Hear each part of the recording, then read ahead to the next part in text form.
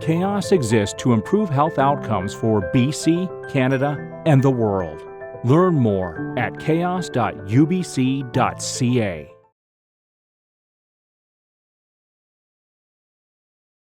Hi everyone, nice to see so many people here. So I'm introducing Dr. Chris Richardson today.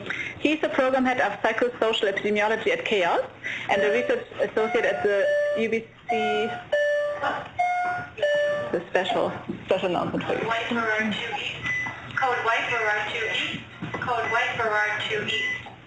At the UBC School of Population and Public Health, his research has traditionally focused on examining the relationship between biopsychosocial development in adolescents, such as attachment style, impulsivity and resilience, and the initiation and escalation of substance use. I'll just wait up.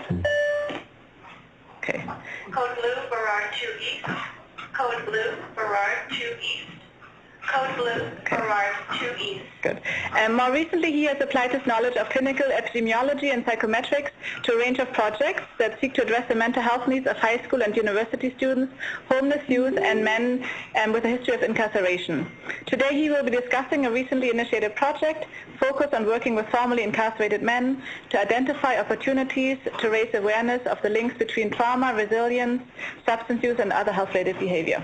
So I'm very excited to hear this talk. Thanks, Chris.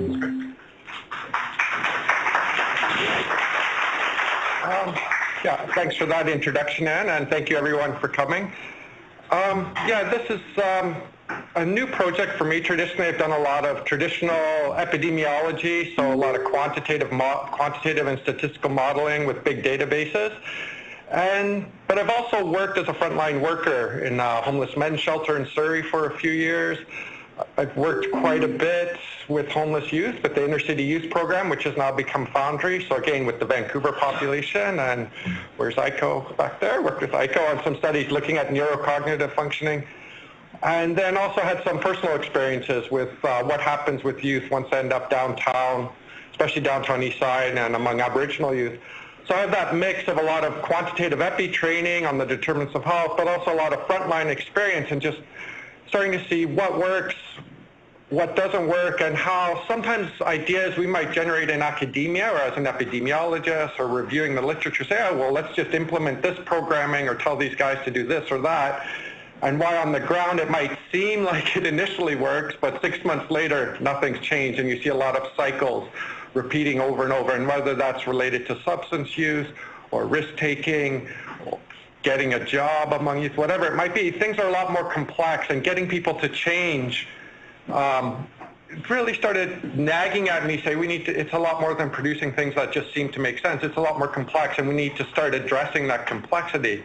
And one way of doing it is in really complex statistical models. So I was exploring heterogeneity and looking at mixture models and all sorts of things like that for the epidemiologists in the crowd. But another way is actually to work closely with people and start talking to the people who you're interested in doing research with and trying to understand that complexity, get their perspectives, and start bringing that together. So for me, this is a big shift, is sort of making that commitment and jumping into the deep end of the pool in what's called community-based research, which I'll explain a bit more later on. So the title of this talk is Trauma at the Root, Exploring Paths to Healing with Formerly Incarcerated Men. And this project is very much in the beginning stages. So just to recognize it's funded by Health Canada and the Vancouver Foundation, and then with key supports in terms of stakeholders involved in the project from John Howard and the Collaborating Centre for Prison Health and Education at SPPH, the School of Population and Public Health. So just for those of you, I know we all know a lot about CHÉOS and UBC and whatnot, but the Collaborating Centre for Prison Health and Education, it's a small center in the School of Population and Public Health at UBC, and it was established in 2006 to really encourage research into health education and knowledge exchange on sort of a broad spectrum of the determinants of health and important things to consider when working with incarcerated persons, and sort of maybe preventing incarceration in the first place, but also really in preventing recidivism. So upon release, really want people to reintegrate and start doing well to avoid coming back into the system and all the costs to the system and society when that happens. And key in that research was sort of looking at the whole person, the physical, mental, emotional, and the spiritual needs of this population. It's not just about finding them a house, a place to live, and a job. It's much deeper than that. There's a lot of stigma. There's a lot of need for social acceptance and sort of issues around self-esteem. And in this talk, often a lot of sort of issues related to trauma or in many different forms, depending upon which groups of people you're working with, that influences how well they transition out of prison and how well they do in the community. And just to make that point here, I'm an epidemiologist working in public health, so I take a really public health lens on this. The other members of the team are great clinicians. We've got, when I go over the team, we've got clinical experts on trauma therapy, counselors who facilitate a lot of our groups and focus groups who have a lot of experience running trauma groups, both trauma therapy and trauma awareness groups. And we've also got criminologists on the grant who do a lot of statistics around social work and criminology looking at this population. So I might put my foot in my mouth by speaking to their expertise, but my role in the project, as epidemiologists often do in public health, we look back and look at the big picture and say, how can we bring a team together to address this from different perspectives and take a more holistic public health-oriented approach as opposed to just a very siloed approach to looking at the impact of this problem. So for a bit of background, basically about 39,800 adults were incarcerated in Canada at any one point in time in 2017, and then depending on how you define incarceration in the community or in correctional centers, I think 7,000 or 8,000 youth. And depending on if it's a sentence in the community or in some sort of institution, it's over 41,000 adults and youth would be incarcerated in Canada on any given day. So quite a lot of people are currently incarcerated in Canada. The cost of providing these correctional services, again, this is just the cost for the correctional services in Canada in 2016-17, was $4.7 billion. And so if you roughly, it's about $288 a day for federal, someone is doing federal sentence. So federal, if you're charged and sentenced to a crime where the sentence is 2 years or more, you go into a federal system, and less than 2 years, you go into a provincial system. So the cost federally is $288 a day, roughly. Cost provincial service systems is $213 a day, roughly. And again, that's just the cost for services. That's not counting all the cost to society, the healthcare services, the broader, that would probably dwarf those costs. But that's, basically making the point that there's a lot of people currently in prison. The cost for having them in prison is expensive.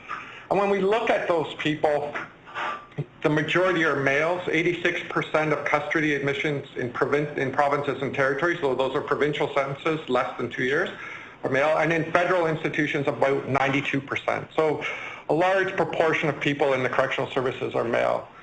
And if you look at that chart there, it's just a distribution of the age, custody by age group, and there's a big chunk of young people, but there's also a big chunk of people 50 and over. So it's important to capture those younger people, but it doesn't just taper off to nothing. There's also, we've collapsed, well, this is Statistics Canada chart, but they've sort of collapsed the 50 and over into one category. But there's the full age range of prisoners. And actually an interesting thing, more in the States, where there's a much larger prisoner population, and they have really long sentences, is how to deal with aging inmates, because they're in there for so long and getting old and chronic comorbidities, and the costs and just how to support them is just a huge challenge for the system. An interesting thing, we hear about crime, but actually the trends for average rates of incarceration are going down slightly. So if you look at these rates, the light blue line there is sentence custody in the federal system, and you see a slight trend downward. That's per 100,000 people, adult people per year, slight trend down. And then you look at the dark blue line, it's sentence custody in the provincial system. Again, it's trending down a little more. And the red line is sentence custody, but that's in remand. So typically remand is when you end up in jail while you're awaiting trial, or you've been found guilty and you're awaiting sentencing. So you're in jail waiting to see what happens. That's trended up a bit. So you might look at that and say, well, it seems to be a little slow, but things aren't getting worse. It looks like we're kind of heading in the right direction, and at least in terms of people entering custody. But some facts that are hidden by that data is that the rates for Indigenous people are actually growing, I would say, I don't know if you want to use the word rapidly, but it's getting the discrepancy between the proportion of people, Aboriginal people in the general population and those in prison is getting worse. It's now 27% of the prison population is Aboriginal versus 4% of the general population. It's a huge increase over the past 10 years. And among Indigenous youth, they represented 46% of all admissions to youth correctional services. Again, I think youth represent about 8% of the general population of youth in Canada, and that's almost double the rate from 10 years ago. So again, we're seeing trends stable, if not going down, but you're seeing rates for our Indigenous population going up, and going up steadily and rapidly, at least in terms of the relative proportion of the population they're capturing. So some people have talked about that. You know, it's a legacy and closely driven by colonization. And there's like a definite real systematic bias in towards how Aboriginal people are treated.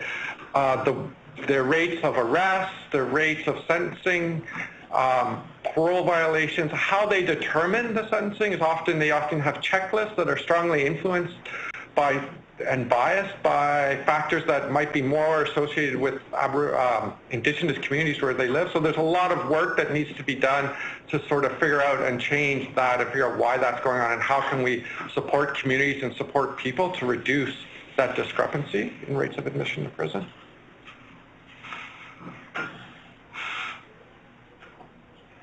And if anyone has any questions, I've got the Stats Canada reports where there's a lot of detailed breakdowns by age and everything like that here if you want to talk to me afterwards. Now where we went, this project sort of we kind of evolved from a previous project that the Center for Prison Health was working on, and where the guys involved in the project got a little trauma talk, several hours, I think 2 hours, Kate? Yes, 3 or 4 hour session on how trauma affects the brain, how it influences your behavior. So there's a group of formerly incarcerated men went through this talk as part of a previous project. And it triggered, they got really excited. And part of the team, it wasn't an intended outcome, but they got really interested and said, oh, that's fascinating, understanding how trauma affects your brain, how you respond to stress. And I think part of it is this guiding of knowing how things work, the mechanics of how trauma, and the presenter was an excellent presenter who works in treatment centers, Mark Goheen at Fraser Health. He's a clinical specialist there, very gifted presenter on trauma and things like that. And in seeing their excitement and their engagement in that talk and the topic, sort of led to this project saying, wow, this could be really important. If these guys are really engaging and finding this talk interesting, important, and relevant to their own personal well-being, could we scale it up and do a project specifically on trauma around this thing, around trauma awareness, right? So that's where the original idea stemmed from, and we said, okay, well, how about we build that out? And we started digging around, doing literature, and pulling together a team, and it really took off. Everything fell into place, Kate. We're amazed how quickly pieces fell into place to make sense of this. It wasn't a difficult grant or set of grants to write up. The dots lined up really clearly. Basically, evidence indicates that there's a high prevalence of trauma experiences among incarcerated populations, including substantial childhood adversity, so family violence, loss of one or both parents, moving through the child welfare system. And basically, at least 50% of the population report a history of childhood sexual, physical, or emotional abuse. So those of you, how many of you have heard of ACEs, Adverse Childhood Events Studies? So big surveys have done, and there's other studies that have done specifically on inmates, or I don't know, people don't like to use the word inmates, but incarcerated persons. And they found similarly high rates, much higher rates among incarcerated women, so they might be as high as 65 to 67%. Far fewer studies on the experience of trauma or childhood trauma among men in prison, and that's more a lack of research than people just don't seem to be that interested in the experience of trauma among men. But I think it's the one study, remember, is about 35 or 36 in one of the studies that specifically looked at men and their experience of childhood trauma. The other thing to know, just make a point on that, if you think in Canada with a high proportion of Aboriginal youth and adults in the system, it's not surprising the overrepresentation of Aboriginal youth in the foster care system, and what leads you to go into the foster care system is often some neglect and violence. Within the foster care system, there's often a lot of neglect and violence, and then you're seeing that compounded and reinforced as they go out into the world, and then often ending up in prison. What's come out recently is that I think we all have seen lots of movies. How many people have seen, I think it's called Bronson, the movie in the UK about jail? Oh, it's very, I think all the crime shows we see now and a lot of the movie experience, we see jail as this really violent and stressful place. And I think we often think, I was working in public health, saying, well, it can't be that bad, that's just the movie sensationalizing it. But we're seeing that it can be, and that there is a lot of violence. Just in the news the other day, how many of you heard about the riot at the prison in Prince George? And they were interviewing some correctional officers, and they had to send in an emergency response team to break it up and take people out. There's damages to the place, the inmates were fighting. And there's a lot of tension in there.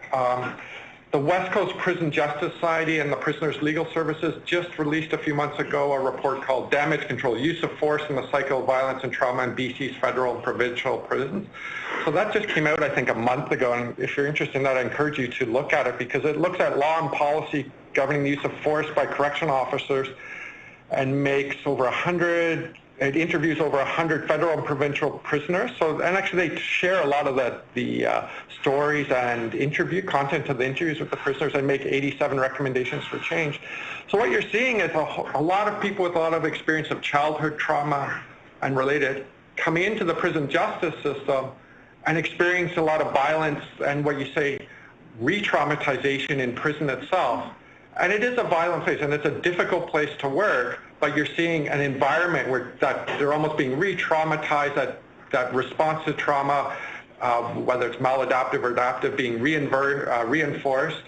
And it's not exactly a healing environment for many people. And it's a complex situation, because there's a lot of reports coming out now on the mental and physical strain experienced by correctional workers. They're talking about the impact of their experience of trauma as correction workers and the development of PTSD and all sorts of things. So talk about an environment. You've got people coming into jail with complex histories of childhood trauma, other traumas that have happened as they've kind of being adults out in the community, going into a situation, a very tense, often confrontational environment where even the guards are experiencing PTSD. Like, how does that lead to healing and support? Because ultimately all these people who we have incarcerated are let go back into the community. And I guess a big part of what I think when I look at all my research and what I've been interested in, it's opportunities where we can make a difference. And so big part was in schools. Well, why aren't we in schools surveying people, screening for mental health and risk for substance use and well-being, and trying to get information and quickly intervene to support kids? Sorry. Your attention please with David Ingalls. Please return to Providence 5 Delta. David Ingalls, please return to Providence 5 Delta. David Ingalls, please return to Providence 5 Delta. Yeah. So why aren't we doing that? They're there. That's an opportunity. Another in primary care clinics, such as the Granville Youth Health Center, which has now become Foundry. We sort of work with youth there to see what were their needs, how can we support them above and beyond their basic primary health care needs. And I think prison's another opportunity. How many times I worked and met people in homeless shelters or in youth on the street who were cycling in and out of jail for one reason or another. And in the community, they would miss their appointments because they had very chaotic lifestyles. It was hard for them to make and plan. Yet in prison, they're not going anywhere. They might be under the influence of substance some of the time, but there's a huge opportunity for them to meet with clinicians, to meet with counselors, to engage in therapy, to engage in all sorts of opportunities. And they're there. We're paying for them to be there. Talk about a missed opportunity. And I've talked to a few people. It requires a big shift in how we think about prisons. Is it a punishment in protecting society? And trying to shift that a bit and say as an opportunity for public health and health intervention. I think that's a big mind shift. Easy for us to say that, but institutionally, got a long way to go with changing that. But I think this project is just moving towards that. And part of the other stimulation with this project is PHSA recently took over the delivery of healthcare services in provincial jails. So it used to be contracted out. So all of a sudden we've got PHSA and its trauma-informed practice and all this sort of mandate taking over the delivery of healthcare in provincial jail. So the timing of that with this project, all of a sudden there's a window of opportunity there. Say, well, what could we do to sort of help support guys in prison in terms of maybe understanding their trauma, getting counseling and support for trauma within a health lens as opposed to a corrections lens, right? Because often the essentials of healthcare are very different. What's considered essential healthcare for people in jail is actually quite different than what's considered essential healthcare for people in the community. But with PHSA taking over healthcare, there's opportunity to get in there and do things and sort of change the way we see that incarceration. It's led to what's called a Grand Challenge for Social Work initiative in the U.S. and trying to shift the perspective from mass incarceration to smart decarceration. So the U.S., the money they spend on incarcerating people is just incredible, and they've received a lot of funding for this Grand Challenge to kind of shift and focus efforts on not just putting and keeping people in jail, but supporting them so that they have what's called smart decarceration, or shift in resources that way.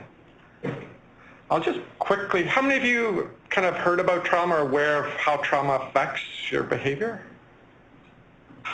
Some of you. I'm not a clinician, but I'll just quickly go over this. Basically, you can have traumatic events, let's say as a child or youth, and maybe you use whatever coping mechanisms you might have available to you at the time.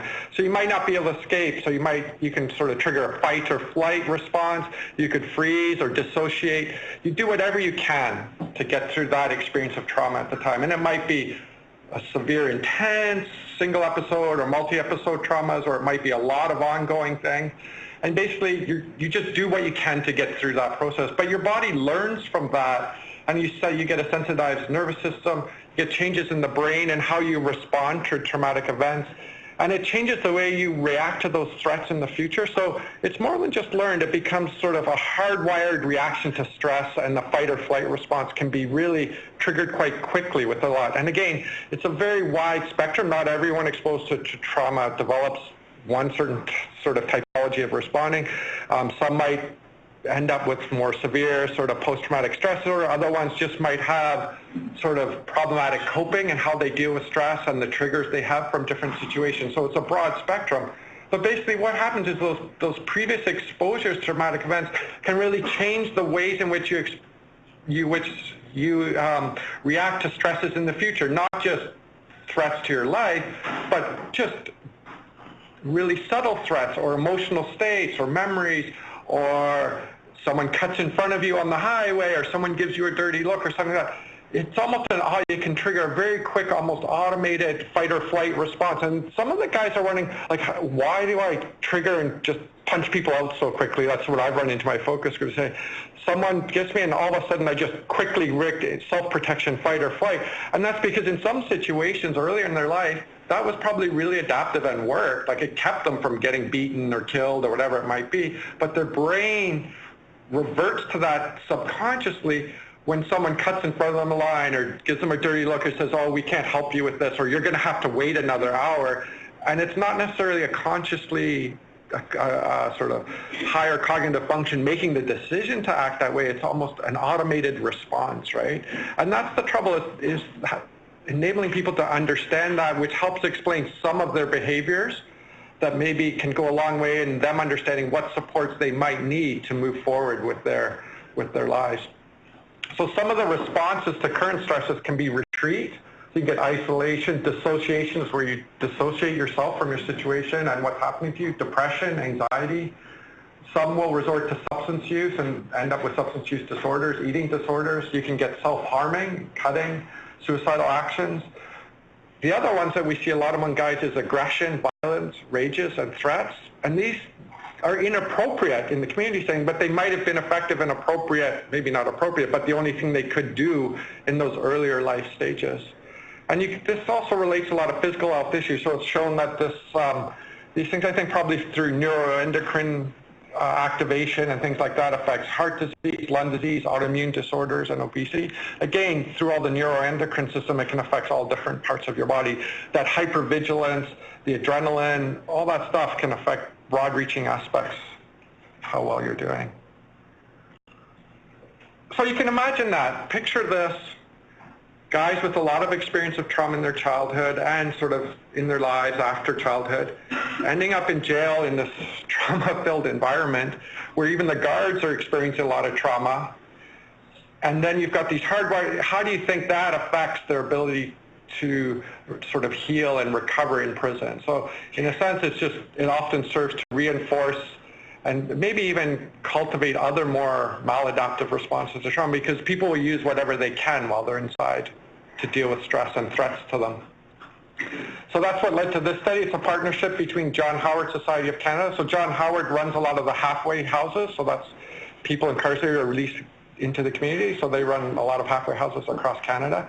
And the funding came from Vancouver Foundation and Health Canada's Substance Use and Addiction Program, and it's a 5-year project from January 2018 to March 23.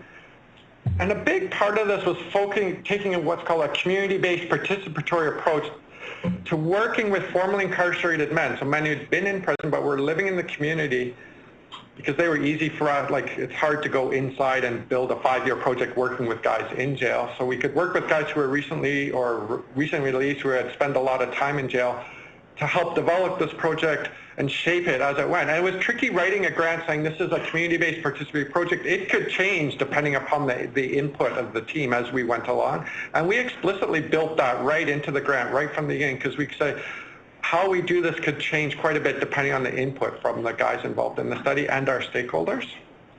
And that's very different from an epidemiologist, where once you've figured out and got the funding, it's kind of boring because you're just doing it. The challenge is done, right? It's evolving as we go. So the project team is myself, our community partners, Catherine Latimer. So sometimes Kate and I, in looking at Kate, go, how do we get this team together? It's pretty amazing because it's a bit of a new field for me, but it was, like I said, the pieces were all there, and in public health, that's what we often do, is pull the pieces together to do this grant. So Catherine Latimer is the Executive Director of John Howard Society of Canada. She was the former Director General of Youth Justice Policy, Federal Department of Justice, a criminologist, part-time professor of law at the University of Ottawa. You know, when she's joining our calls, we can phone her up and talk to her. You know, very engaged, really strong supporter of the project. Ruth Martin, how many of you know Ruth at all? A few people. She's amazing. She's at SPPH, and she founded the CCPHE, and she's worked as a physician in women's prison, I think Alouette prison, for years. And like I said, a passionate advocate of supporting prisoners and improving their health and well-being. David Kuhl is very involved in the project. He's a professor in Faculty of Medicine. He founded the Palliative Care Program at St. Paul's, the Veterans Transition Program, and the Center for Practitioner for Renewal. And more recently, he's creating a Center for the Integrity and Well-Being of Men and Boys. And he does a lot of workshops with veterans, first responders, all on trauma therapy. That's his thing. He's very passionate about working with people who have experienced trauma. More recently, it's frontline workers and veterans discharged with medical discharge from the military for trauma-related reasons, and doing workshops and working through the trauma. But he also does preventative workshops, talking to people about trauma before they go into the field, almost like an inoculation to help prevent or minimize the impact of the development of PTSD after exposure to trauma. And this, he lives and breathes this stuff. This is what he does all the time. So having him on the team is just amazing. The other people we've got is John Olaf, who's in nursing, who's an expert in men's health and masculinity and sort of toxic masculinity. He's done a lot of research on men's suicide and not asking for help, especially in rural communities. Fiona is she's a GP and clinical professor at McMaster, but has done a lot of work more on the family practice side and sort of clinical medicine. And Nicole Myers is a criminologist at Queen's, who's really studied the criminology aspect and worked on, I think she was involved in a big review in the annual journal, American Journal of Public Health, just released on trauma among incarcerated people. Very engaged, actually, from the criminology perspective. And there's Kate, myself. Richard Teague is a community-based project assistant who lives in the East Van and facilitates meetings at the Dudes Club in the downtown East Side, and spent many years in federal institutional settings for, I don't know, probably 10 years. I'm not sure. He has extensive experience in jail, but is doing really well, and his big mission now is to give back and help people. That's what makes him tick. And he's just amazing to work with. And the depth of his experience and the credibility he has in the community is amazing. People trust him. And him being allied with our project and playing a key role gives us a lot of credit. People are willing to come talk to us. He really believes in the project. He's doing a part of community-based participatory is working with our community-based project systems, not just to give us feedback, but to get ideas and for him to build capacity and us to build capacity. He's gaining a lot of understanding of trauma and sort of improving his own knowledge, as well as sharing with us. And that's even giving him more credibility in the community. It's amazing seeing that happen. We've got Wendell Williams, who's sort of giving us a lot of feedback from the Indigenous perspective. He works at the CHÉOS Center, which is offers services and supports to families and survivors of the missing and murdered Indigenous Women and Girls Society. So it's down on East Hastings. But the center sort of morphed into providing a lot of referrals. They do drumming and spiritual resources and connecting people, Indigenous members of downtown East Side, into relevant services and support. So he's amazing. He's really passionate about the project and I think he's worked in halfway houses for Indigenous men as well. So he brings that frontline experience and is connecting us with elders to get feedback on the project too. And Jesse Frender, who's an MA in counseling psychology, who does a lot of work with David in his workshops with Incarcerated, with frontline responders and things like that, who now wants to do his PhD, but all his clinical counseling work on men with experience of trauma, he's bringing to our focus groups and our interviews and our workshop development. So it's a great team. I just feel really lucky. And so I know it seems like a long time, but we're just starting the project, so I'm talking a lot about the background and overview of the project because that's where we're at. We've just done a few preliminary focus groups, so yeah. So the overall goals of the project: to improve our understanding of how formerly incarcerated men perceive the effects of trauma and its relationships with substance use and related health-seeking behavior, and to develop what's called a trauma education or trauma awareness toolkit and associated knowledge translation strategy to support the integration of trauma-informed care into agency programming for currently and formerly incarcerated men across Canada. So I'll break that down into specific objectives. And again, we've said clearly in our grant that this could change as we go, depending on the feedback we get from stakeholders and our community-based representatives. But we want to generate knowledge and identify key considerations in the ways in which formerly incarcerated men sort of understand trauma. How do they talk about it? How do they think it affects their substance use and help-seeking behavior? Like, how did it affect it prior to incarceration, during incarceration, upon release into the community? And I'll talk a bit about it. It's been fascinating. We now don't even use the word trauma so much because it can be very triggering, and they don't really use that word that much. We want to co-develop a trauma education awareness toolkit. Again, it's trauma awareness, it's health literacy. When we were talking to all the people on our team and other people, we had to pick two things. One is to do what's called trauma therapy, where you're identifying people who have experienced trauma and you want to engage them in detailed, say, cognitive behavior therapy or a therapeutic process.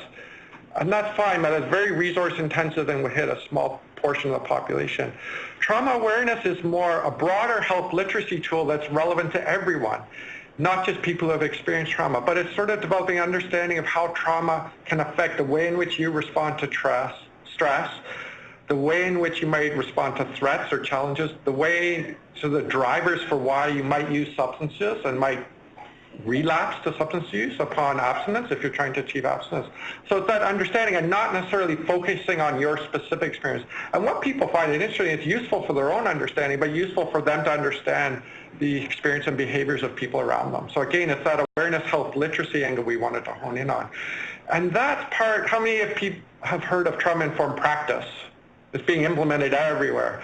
And one of the pieces of trauma-informed practice is often missed in a lot of institutions. One of the components that's frequently advocated for is raising awareness among the population you're dealing with. And people are hesitant to say, oh, we don't want to be triggering, or we don't have a lot of counselors, so we don't want to bring it up because we don't have the counselors to deal with it, so we don't want to screen for trauma among our patient population because we don't have the capacity to actually support the people. Yet we know over half are probably traumatized. I've gone down this road a few times. Yet their trauma is affecting their engagement in services, their relapse, their substance use, everything. Yet we're going to just pretend. But we thought one opportunity is if we can raise awareness and literacy on trauma in a way that's not so triggering, it's not pushing people to reveal and think about their own personal histories of trauma. For some people, just not thinking about it anymore works for them, and that they don't need to go through detailed trauma therapy. They're okay, I just don't want to think about that. If I start feeling that, I distract myself, and that works for them. But if we can provide a resource that's more health literacy around how trauma affects behavior, then that's a way to provide awareness, and then those people might reach out and ask for help. It wouldn't be up to a clinician who recognizes the signs of trauma and say, oh, have you thought about doing some trauma therapy, or it might be relevant for you.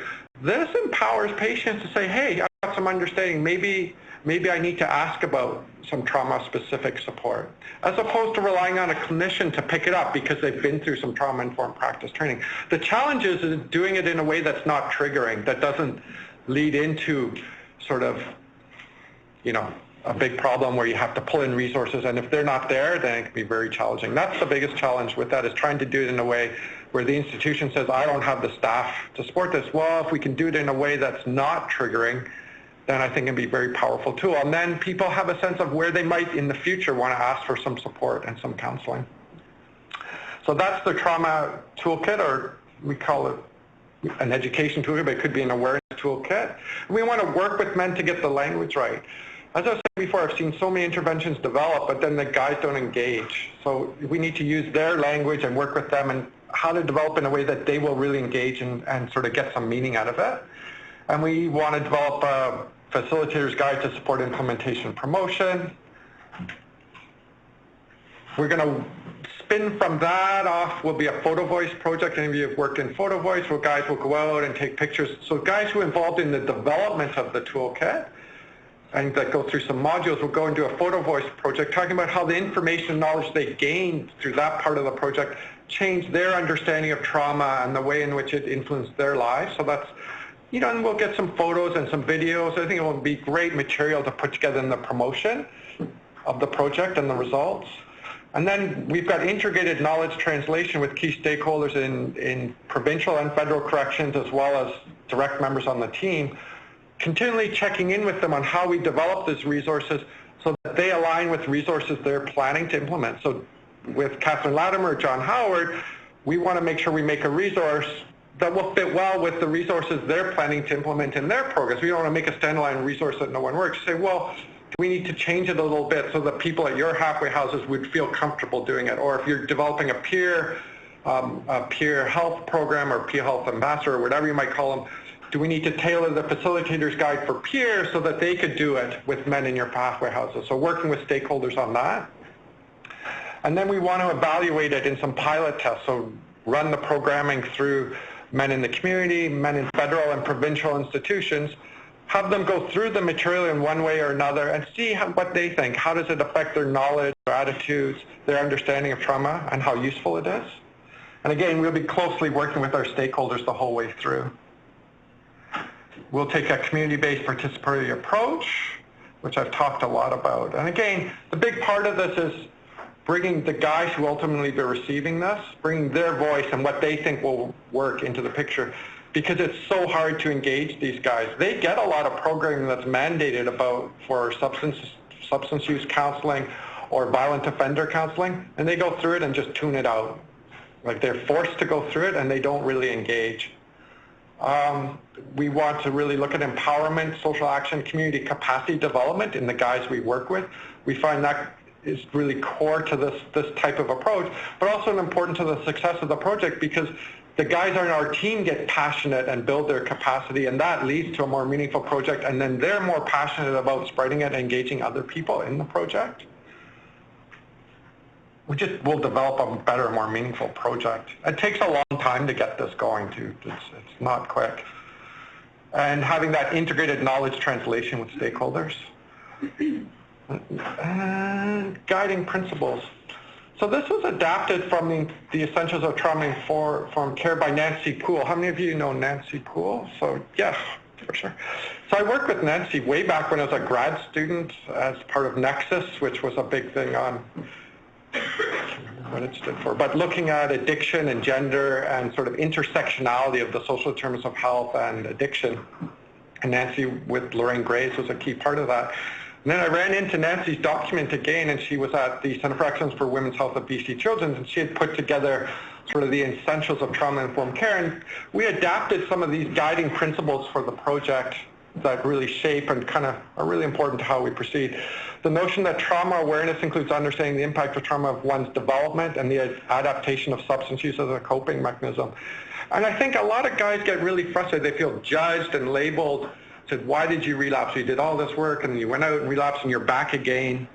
And I think for some people, not just being told, oh, you did this because of that, but really intuitively understanding, well, part of why this happens is the way in which I respond to stress, and seeing that pattern and gaining that sort of introspection and awareness of their own patterns of behavior can go a long way with substance use and preventing, or at least helping prevent relapse, or at least understanding patterns of substance use.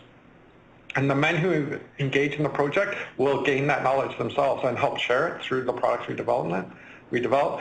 There'll be an emphasis on safety and trustworthiness. So the challenge is many people with trauma have experienced abuses of power and unsafe relationship. And then look at the population we're dealing with, formerly incarcerated men.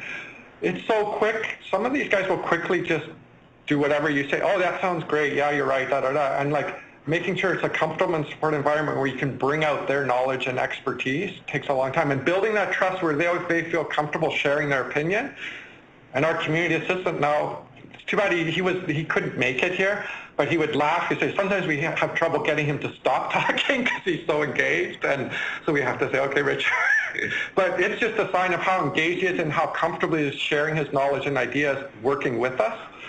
The opportunity for choice, collaboration, and connection, so that self-determination and personal control are really important for men with a history of incarceration, because they had that taken away from them, and them feeling comfortable to assert that, but in a way that's respectful and safe, is really challenging and just really important to success of the project.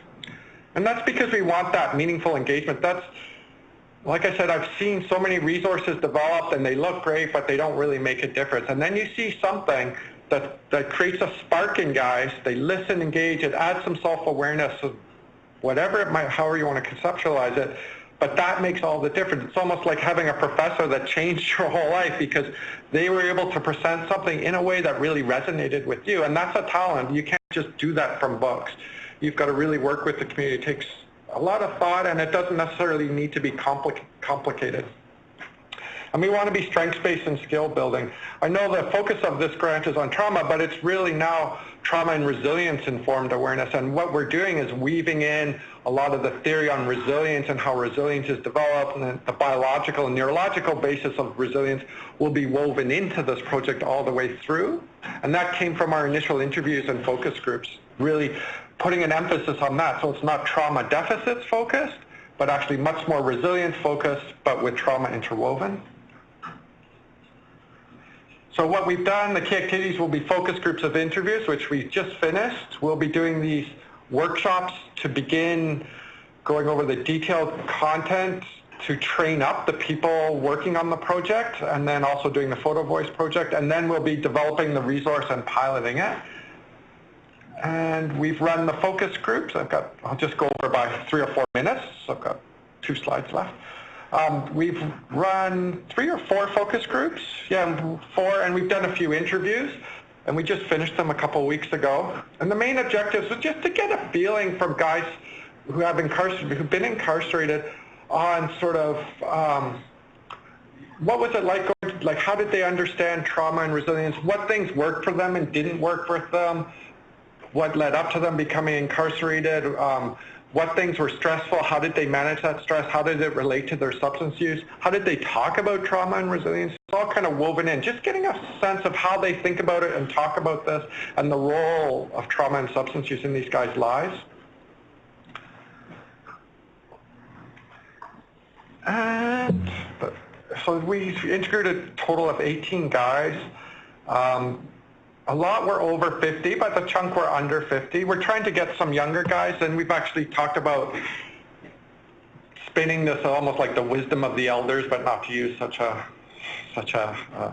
colloquial kind of term, but it's sort of like the old guys have been through the system and seen these patterns and seen the guys come in, oh yeah, you're never coming back, and 6 months later the guy's back in jail. So these guys have a lot of experience, and they openly share all that with us, and they're actually at the point where they want to help people. It gives you a lot of faith when you meet these guys who've been through a lot and committed sometimes quite violent crimes, but are passionate about helping others so that they don't fall down that route. And in a really genuine way, they're not making a lot of money or getting a reduced sentence out of this or anything like that. 72% were Indigenous. Age of first incarceration, most people under 19. So what we're finding is a lot of these guys, substance use often started early, stressful traumatic experiences were quite prevalent, foster care system, and first experiences with the legal system started young. And my work has traditionally been in youth, so this was no surprise that this is what happens. So you leave the youth healthcare system into the adult healthcare system, and the default with untreated mental health and addictions is jail. So it's sort of not surprising for me, but nice to see our focus group capturing that.